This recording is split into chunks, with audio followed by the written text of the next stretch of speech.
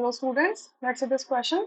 The question says for the reaction this CH4 gas react with 2O2 gas gives you carbon dioxide gas and 2H2O liquid.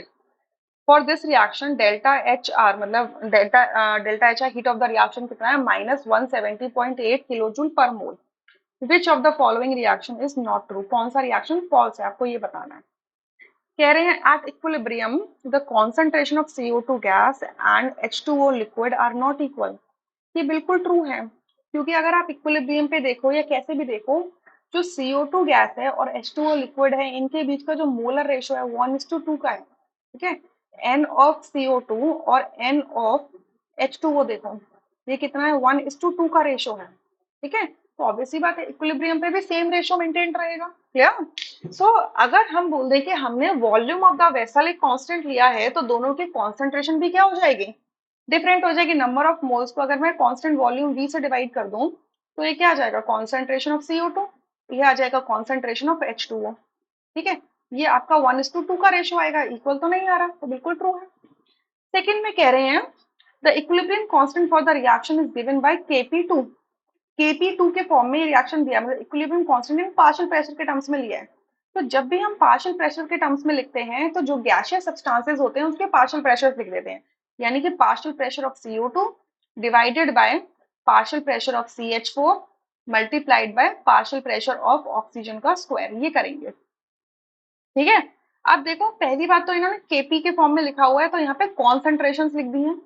दूसरा oxygen का coefficient 2 है और यहाँ से coefficient 2 भी miss किया हुआ है. तो इसका मतलब जो सेकंड ऑप्शन है ये कैसा है फॉल्स है. क्लियर. थर्ड में कह रहे हैं एडिशन ऑफ CH4 गैस और O2 gas at equilibrium will cause a shift to the right. अगर हम इक्विलिब्रियम पर आपका या तो मीथेन गैस CH4 गैस या फिर O2 गैस ऐड कर देंगे तो इक्विलिब्रियम राइट हैंड साइड में मूव करेगा यानी कि फॉरवर्ड डायरेक्शन में मूव करेगा. ये हम कैसे पता लगाएं. डेल्टा Ng देखो डेल्टा Ng क्या होता है NP gas minus NR gas होता है. ठीक है. Gaseous total number of gaseous moles of the product और total number of gaseous moles of the reactant इनका डिफरेंस निकाल देते हैं. तो प्रोडक्ट साइड में गैस कौन है CO2 है जिसके कितने मोल है 1. H2O तो लिक्विड है तो वो तो ले नहीं सकते माइनस लगा दो.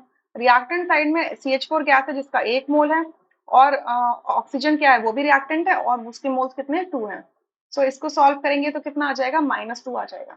मतलब ये जब रिएक्शन हो रही है तो number of moles of the gaseous substance क्या हो रहे हैं डिक्रीज हो रहे हैं.